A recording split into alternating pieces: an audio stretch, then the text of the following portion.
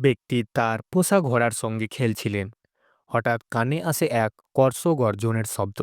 পেছন ফিরে তাকাতে দেখে এক বিশাল তিমি লোহার শিকলে বন্দী, আর তার চোখ বেয়ে গড়িয়ে পড়ছে দুঃখের অশ্রু। পুরুষটি বুঝতে পারে তিনি যন্ত্রণায় কাতর আর সাহায্য চাইছে।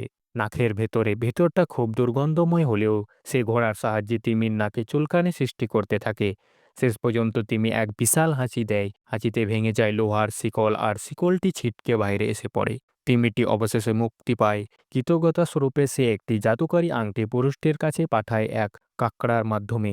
আংটিটি হাতে পেয়ে লোকটি মনে ভেবে ওঠে এক রাজকন্যার ছবি। সে রাতে সেই রাজপ্রাসাদে গিয়ে রাজকন্যার হাতে তুলে দেয় সেই আংটি।